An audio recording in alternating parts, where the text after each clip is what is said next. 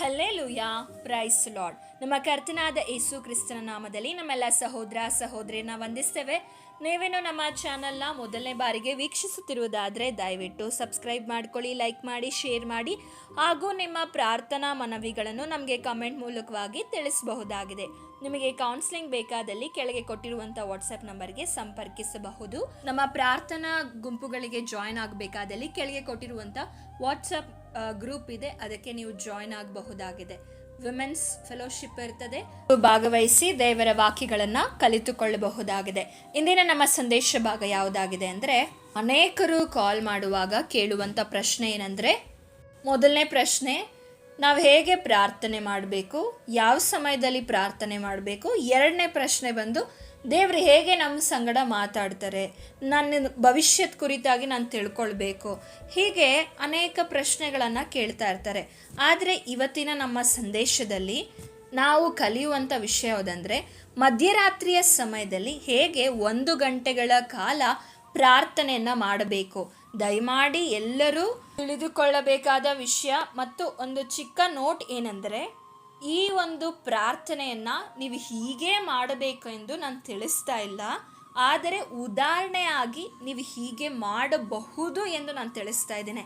ಯಾಕೆಂದರೆ ಅನೇಕರು ಹೊಸದಾಗಿ ಯೇಸು ಕ್ರಿಸ್ತನನ್ನು ರಕ್ಷಕನಾಗಿ ಅಂಗೀಕರಿಸಿಕೊಂಡಿರ್ತಾರೆ. ನನಗೆ ಇವತ್ತೊಂದು ಕೌನ್ಸಿಲಿಂಗ್ಗೆ ಒಂದು ಸಹೋದರಿ ಬಂದಿದ್ದರು. ಆ ಸಹೋದರಿಯು ಕೇಳಿದಂಥ ಪ್ರಶ್ನೆಗಳು ನನಗೆ ಮುಂಚೆ ಕೇಳುವಾಗ ಇವರು ಇಷ್ಟು ವರ್ಷಗಳಾದರೂ ಕೂಡ ಇವರಿಗೆ ಪ್ರಾರ್ಥನೆ ಅನುಭವಗಳಿಲ್ಲವಾ ಅಂತ ನನಗನ್ನಿಸ್ತು. ಆದರೆ ಆಕೆ 1 ವರ್ಷಗಳು ಮಾತ್ರ ಯೇಸುವನ್ನು ಕಂಡುಕೊಂಡಂತಹ ಅನುಭವದಲ್ಲಿರುವಂಥದ್ದು. ಹಾಗಾಗಿ ಕೆಲವರು ಸರಿಯಾಗಿ ಸಭೆಗಳಿಗೆ ಹೋಗೋದಿಲ್ಲ, ಸರಿಯಾದ ಉಪದೇಶಗಳು ಅವ್ರಿಗಿರೋದಿಲ್ಲ. ನಾವು ನೋಡುವುದಾದರೆ ಈಗಿನ ಸಭೆಗಳಲ್ಲಿ ಉಪದೇಶಗಳು ಕಡಿಮೆ ಆಗಿದೆ. ಅದ್ಭುತಗಳ ಹಿಂದೆ ಹಾಗೂ ಸೌಖ್ಯಗಳ ಹಿಂದೆ ಹೀಗೆ ಜನರು ಅನೇಕದರ ಹಿಂದೆ ಓಡ್ತಾ ಇದ್ದಾರೆ. ಹಾಗಾಗಿ ಇಂತಹ ಆತ್ಮಿಕ ವಿಚಾರಗಳಲ್ಲಿ ಅನೇಕರು ಹಿಂದುಳಿದಿದ್ದಾರೆ.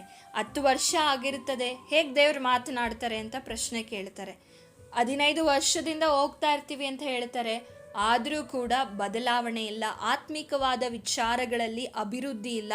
ಹಾಗಾಗಿ ಇಂದು ನಾವು ಬರೀ ಉದಾಹರಣೆಗೋಸ್ಕರವಾಗಿ ಮಾತ್ರವೇ 1 ಗಂಟೆಗಳ ಕಾಲ ಹೇಗೆ ದೇವರ ಸಮ್ಮುಖದಲ್ಲಿ ನಾವು ಕಳೀಬೋದು. ಅನೇಕರು ಹೇಳ್ತಾರೆ, ನನಗೆ 5 ನಿಮಿಷ ಪ್ರೇಯರ್ ಮಾಡೋಕ್ಕಾಗಲ್ಲ, ಏನು ಪ್ರಾರ್ಥನೆ ಮಾಡಬೇಕಂತನೂ ಗೊತ್ತಾಗೋದಿಲ್ಲ, ಹೇಗೆ ಪ್ರಾರ್ಥನೆ ಮಾಡಬೇಕು, ಪ್ರಾರ್ಥನೆಯಲ್ಲಿ ಏನೆಲ್ಲ ನಾವು ಅಂಶವನ್ನು ತಿಳಿಸಬೇಕು ದೇವರಿಗೆ, ಇದು ಯಾವುದು ನನಗೆ ಅರ್ಥ ಆಗ್ತಾ ಇಲ್ಲ ಅಂತ ಕೆಲವರು ಪ್ರಶ್ನೆಗಳನ್ನು ಕೇಳ್ತಾರೆ. ಇದರ ವಿಷಯವಾಗಿ ಸುಮಾರು ವಿಡಿಯೋಗಳಿದೆ ನಮ್ಮ ಯೂಟ್ಯೂಬ್ ಚಾನಲ್ನಲ್ಲಿಯೇ. ಮಧ್ಯರಾತ್ರಿಯಲ್ಲಿ 3 ಗಂಟೆಯಿಂದ 5 ಗಂಟೆ ಪ್ರಾರ್ಥನೆ ಮಾಡಬೇಕು, ಮಧ್ಯರಾತ್ರಿ ಪ್ರಾರ್ಥನೆ ಅಂದ್ರೇನು, ರಾತ್ರಿ ಪ್ರಾರ್ಥನೆ ಮಹತ್ವ, ಹಾಗೂ ಪ್ರಾರ್ಥನೆಯನ್ನು ಹೇಗೆ ಮಾಡಬೇಕು, ಯೇಸು ಸ್ವಾಮಿ ತನ್ನ ಜೀವಿತದಲ್ಲಿ ಮಾಡಿದಂತಹ ಲೂಕನು ಬರೆದ ಸುವಾರ್ತೆಯಿಂದ 7 ರೀತಿಯಾದಂಥ ಪ್ರಾರ್ಥನೆ, ಹೀಗೆ ಪ್ರಾರ್ಥನೆ ವಿಷಯದಲ್ಲಿ ಅನೇಕ ವಿಚಾರಗಳನ್ನು ತಿಳಿದುಕೊಂಡಾಗಿಯೂ ಸಹ ಎಷ್ಟೋ ಜನರಿಗೆ ಅರ್ಥವಾಗೋದಿಲ್ಲ. ನಾವು ಮೊನ್ನೆ ದೇವರ ಸ್ವರವನ್ನು ಹೇಗೆ ಕೇಳಿಸಿಕೊಳ್ಳೋದು, ದೇವರು ನಮ್ಮ ಸಂಗಡ ಹೇಗೆ ಮಾತನಾಡ್ತಾರೆ ಎಂಬ ವಿಡಿಯೋವನ್ನು ಪಾರ್ಟ್ 1 ಆ್ಯಂಡ್ ಪಾರ್ಟ್ 2 ವಿಡಿಯೋನ ಹಾಕಿದ್ದೀವಿ. ಅನೇಕರು ಪಾರ್ಟ್ 1 ನೋಡಿ ಇದ್ದೀರಾ, ಆದರೆ ಪಾರ್ಟ್ 2 ನೋಡಿಲ್ಲ. ಹಂಗಾಗಿ ನಮಗೆ ಕನ್ಕ್ಲೂಷನ್ ಗೊತ್ತಾಗಿಲ್ಲ. ದೇವರು ನಮ್ಮ ಸಂಗಡ ನಾನಾ ವಿಧದಲ್ಲಿ ಮಾತನಾಡ್ತಾರೆ, ಆದರೆ ಎಲ್ಲ ಸಮಯದಲ್ಲೂ ದೇವರು ನಮ್ಮ ಸಂಗಡ ಆತನ ವಾಕ್ಯದ ಮೂಲಕವಾಗಿಯೇ ಮಾತನಾಡುವುದು. ವಾಕ್ಯವೇ ನಮಗೆ ಸ್ಪಷ್ಟ, ವಾಕ್ಯವೇ ನಮಗೆ ಆಧಾರ.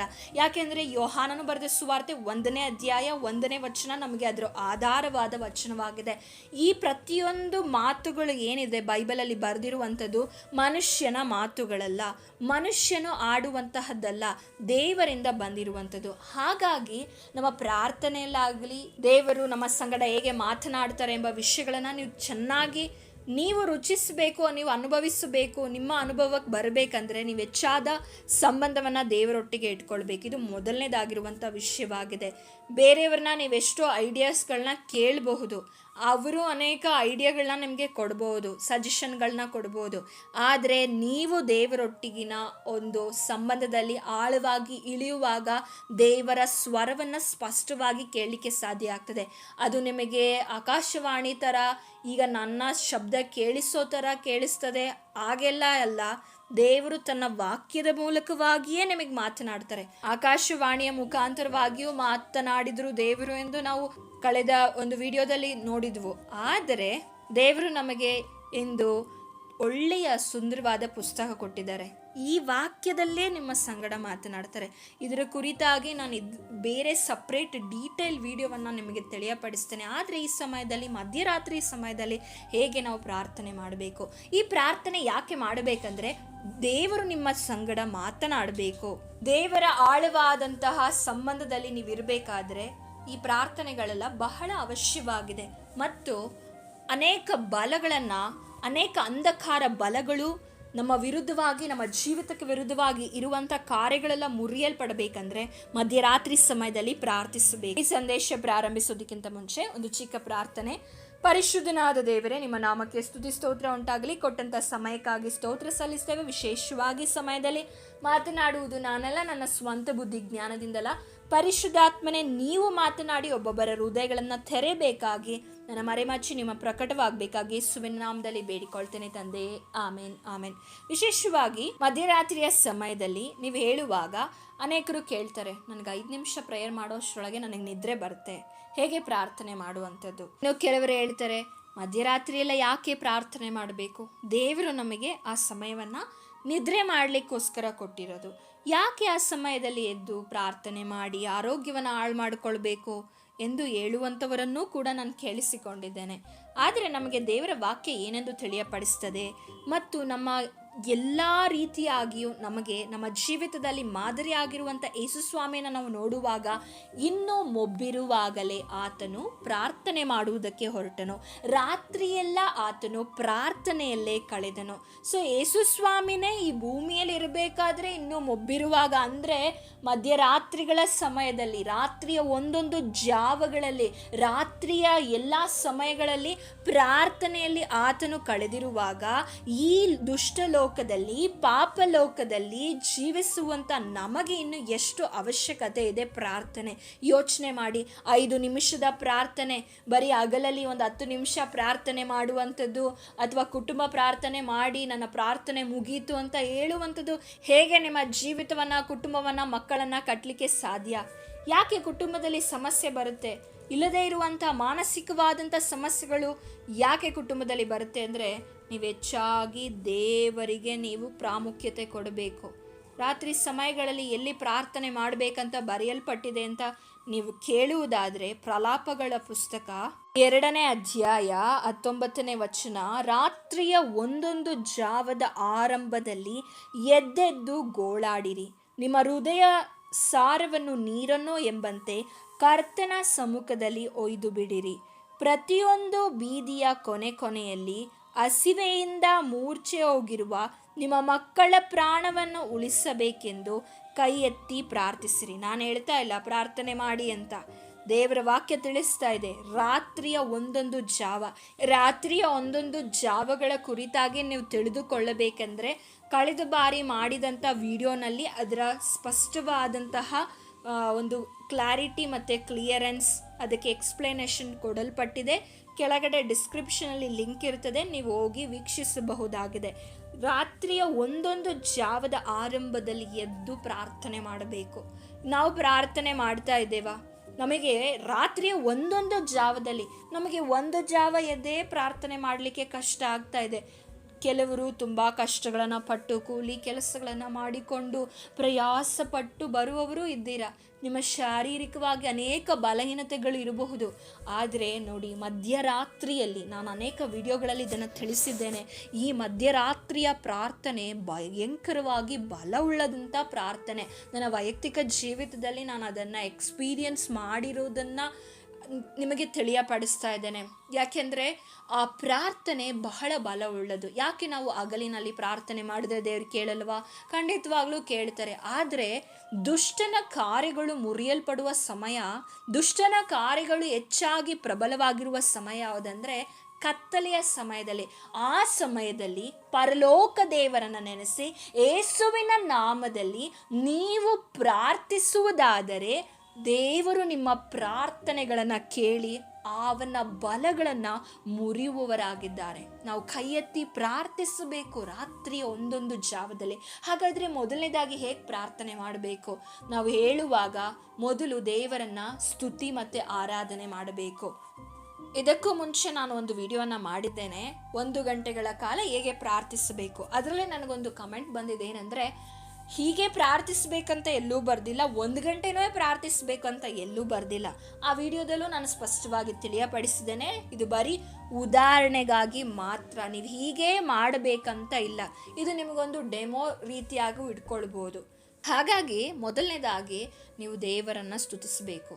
ದೇವರನ್ನು ಸ್ತುತಿಸುವಾಗ, ದೇವರನ್ನು ಆರಾಧಿಸುವಾಗ ನಿಮ್ಮ ಮನಸ್ಸು ಪ್ರಾರ್ಥನೆಗೆ ಸಿದ್ಧವಾಗುವಂಥದ್ದಾಗಿದೆ. ಅನೇಕರು ಏನು ಮಾಡ್ತಾರೆ, ಸಿದ್ಧ ಮನಸ್ಸಿನಿಂದ ನಾವು ಪ್ರಾರ್ಥನೆ ಮಾಡಬೇಕು. ಆದರೆ ನಾವುಗಳೇನು ಮಾಡ್ತೇವೆ, ದೇವರೇ ನನ್ನನ್ನು ಆಶೀರ್ವದಿಸು, ನನ್ನ ಕುಟುಂಬವನ್ನು ಆಶೀರ್ವದಿಸು, ನಿಮಗಾಗಿ ಪ್ರಾರ್ಥನೆ ಮಾಡಿರಿ, ಖಂಡಿತ ಬೇಡ ಅಂತ ಹೇಳೋದಿಲ್ಲ. ಆದರೆ ನೀವು ದೇವರನ್ನ ಸ್ತುತಿಸಬೇಕು, ದೇವರನ್ನ ಆರಾಧಿಸಬೇಕು. ದೇವರನ್ನ ಸ್ತುತಿಸೋದಂದರೆ ಆತನು ನಿಮ್ಮ ಜೀವಿತದಲ್ಲಿ ಮಾಡಿದಂಥ ಉಪಕಾರಗಳನ್ನು ನೆನೆಸಿ ಆತನನ್ನು ನೀವು ಮಧ್ಯರಾತ್ರಿಯ ಸಮಯದಲ್ಲಿ ಸ್ತುತಿಸಬೇಕು. ಅದಕ್ಕೆ ಕೀರ್ತನೆಗಳಲ್ಲಿ ದಾವೀದನು ಹೇಳ್ತಾನೆ, ಕೀರ್ತನೆ 119 ಅಧ್ಯಾಯ 62 ವಚನವನ್ನು ಓದಿಕೊಳ್ಳೋಣ. ನಿನ್ನ ನೀತಿ ವಿಧಿಗಳಿಗೋಸ್ಕರ ನಿನ್ನನ್ನು ಕೊಂಡಾಡಲು ಮಧ್ಯರಾತ್ರಿಯಲ್ಲಿ ಏಳುವೆನು. ಯಾವ ಸಮಯದಲ್ಲಿ ಏಳುತ್ತೇನೆ ಎಂದು ಇಲ್ಲಿ ಭಕ್ತನು ತಿಳಿಯಪಡಿಸ್ತಾ ಇದ್ದಾನೆ. ಮಧ್ಯರಾತ್ರಿಯ ಸಮಯದಲ್ಲಿ ನಾನು ನಿನ್ನನ್ನು ಕೊಂಡಾಡಲು ಹೇಳ್ತೇನೆ. ಹಾಗಾದರೆ ಮಧ್ಯರಾತ್ರಿಯ ಸಮಯದಲ್ಲಿ ದೇವರನ್ನು ಕೊಂಡಾಡಬೇಕು, ಆರಾಧನೆ ಮಾಡಬೇಕು, ಸ್ತುತಿ ಮಾಡಬೇಕು. ಆರಾಧನೆ ಎಂಬುದಾಗಿ ನಾವು ಹೇಳುವುದಾದರೆ ದೇವರ ಗುಣಾತಿಶಯಗಳನ್ನು ನಾವು ವರ್ಣಿಸುವವರಾಗಬೇಕು, ದೇವರ ಉಪಕಾರಗಳನ್ನು ನಾವು ನೆನೆಸಿ ಆತನನ್ನು ಸ್ತುತಿಸುವವರಾಗಬೇಕು. ಎರಡನೇದಾಗಿ ನಾವು ನೋಡುವುದಾದರೆ ನಮ್ಮ ಜೀವಿತದಲ್ಲಿ ಇರುವಂಥ ಕೊರತೆಗಳನ್ನು ದೇವರ ಬಳಿಯಲ್ಲಿ ಹೇಳಿಕೊಂಡು ಯಾವ ಗುಣಗಳನ್ನು ನಾವು ಬಿಡಬೇಕು, ಯಾವ ವಿಧವಾಗಿ ನಾವು ಶುದ್ಧೀಕರಿಸಲ್ಪಡಬೇಕು, ಎಲ್ಲಿ ನಮ್ಮನ್ನು ನಾವು ಸರಿಪಡಿಸಿಕೊಳ್ಳಬೇಕು ಎಂದು ಅನೇಕ ಸಮಯದಲ್ಲಿ ನಮಗೆ ಗೊತ್ತಾಗೋದಿಲ್ಲ. ಆದರೆ ನಾವು ದೇವರ ಸಮ್ಮುಖದಲ್ಲಿ ಹೋಗಿ, ದೇವರೇ ನನ್ನನ್ನು ಸರಿಪಡಿಸು, ನನ್ನನ್ನು ಪರಿಶುದ್ಧಾತ್ಮನೆ ತಿದ್ದು ಎಂದು ನಾವು ಕೇಳುವಾಗ ಆ ಸಮಯದಲ್ಲಿ ದೇವರ ಆತ್ಮನ ಮೂಲಕವಾಗಿ ನಮ್ಮ ಜೀವಿತದಲ್ಲಿ ಇರುವಂಥ ಅನೇಕ ವಿಧವಾದಂತಹ ಬಲಹೀನತೆಗಳ ಕೊರತೆಗಳನ್ನು ನಾವು ದೇವರ ಸಮ್ಮುಖದಲ್ಲಿ ಒಪ್ಪಿಸಿಕೊಡ್ಬೋದು.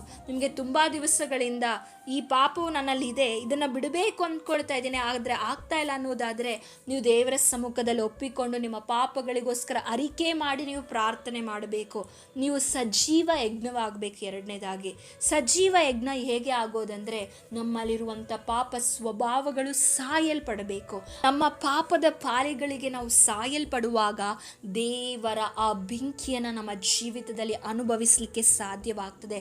ಆ ದೇವರ ಬೆಂಕಿಯು ನಮ್ಮ ಮೇಲೆ ಬರುವಾಗ ನಮ್ಮಲ್ಲಿರುವ ಕಲ್ಮಶಗಳೆಲ್ಲ ಶುದ್ಧಿಯಾಗಿ ಸಾಕ್ಷಿಯಾದಂಥ ಜೀವಿತವನ್ನು ಜೀವಿಸಲಿಕ್ಕೆ ಸಾಧ್ಯವಾಗ್ತದೆ. ಹಾಗಾದರೆ ನಿಮಗೆ ಕೊಡಲ್ಪಟ್ಟಂಥ ಸಮಯಗಳಲ್ಲಿ 15 ನಿಮಿಷಗಳ ಕಾಲ ನೀವು ದೇವರನ್ನು ಸ್ತುತಿಸಿ ಆಡಿ ಆರಾಧನೆ ಮೂಲಕವಾಗಿ, ನಿಮ್ಮ ಮಾತುಗಳ ಮೂಲಕವಾಗಿ ನೀವು ವರ್ಣಿಸ್ತೀರಾ, ಅದು ನಿಮಗೆ ಬಿಟ್ಟಿದ್ದು. ಹಾಡುಗಳ ಮೂಲಕವಾಗಿ ಹೇಳ್ತೀರಾ ಅಥವಾ ಕೀರ್ತನೆಗಳ ಮೂಲಕವಾಗಿ ದೇವರನ್ನು ಸ್ತುತಿಸ್ತಾ ಆರಾಧಿಸುತ್ತಾ ನೀವು ಹೇಳೋದಾದರೆ ಅದು ನಿಮಗೂ ದೇವರಿಗೆ ಇರುವಂಥ ಸಂಬಂಧವಾಗಿದೆ. ಸೊ ಹಾಡುಗಳ ಮೂಲಕವಾಗಿ, ವಾಕ್ಯಗಳ ಮೂಲಕವಾಗಿ ದೇವರನ್ನು ಸ್ತುತಿ ಮತ್ತು ಆರಾಧನೆ ಮಾಡಬೇಕು. ಎರಡನೇದಾಗಿ ನಮ್ಮ ಜೀವಿತದಲ್ಲಿರುವಂಥ ಕೊರತೆಗಳನ್ನು ದೇವರ ಸಮ್ಮುಖದಲ್ಲಿ ಒಪ್ಪಿಸಿಕೊಟ್ಟು ಅದಕ್ಕಾಗಿ ಅರಿಕೆ ಮಾಡಿ ನಾವು ಒಂದು 10 ನಿಮಿಷಗಳ ಕಾಲ ಅದಕ್ಕಾಗಿ ಪ್ರಾರ್ಥನೆ ಮಾಡಬೇಕು. ಈಗ ನಮಗೆ 25 ನಿಮಿಷಗಳ ಕಾಲ ಈ ಒಂದು ಸಮಯವನ್ನು ತೆಗೆದುಕೊಂಡಿದ್ದೇವೆ. ನೀವು 15 ನಿಮಿಷನೇ ಮಾಡಬೇಕಂತ ಹೇಳ್ತಾ ಇಲ್ಲ, ಉದಾಹರಣೆ ಆಗಿ ಹೇಳ್ತಾ ಇದ್ದೇನೆ ಅಷ್ಟೇ. ಸೊ ಈಗ ಇನ್ನೂ 15 ನಿಮಿಷಗಳ ಕಾಲ ದೇವರ ವಾಕ್ಯವನ್ನು ಧ್ಯಾನವನ್ನು ಮಾಡಿರಿ. ಅನೇಕರು ಪ್ರಾರ್ಥನೆ ಮಾಡ್ತಾರೆ, ಆದರೆ ದೇವರ ವಾಕ್ಯವನ್ನೇ ಧ್ಯಾನ ಮಾಡಲ್ಲ. ಮತ್ತು ದೇವ್ರು ನನ್ನ ಜೊತೆ ಮಾತಾಡ್ತಾ ಇಲ್ಲ, ದೇವರ ವಾಕ್ಯ ನನಗೆ ಅರ್ಥವಾಗ್ತಾ ಇಲ್ಲ, ಹೇಗೆ ನಾನು ದೇವರ ಸ್ವರವನ್ನು ಕೇಳಿಸಿಕೊಳ್ಳಲಿ ಅಂತ ಅನೇಕರು ಹೇಳ್ತಾರೆ.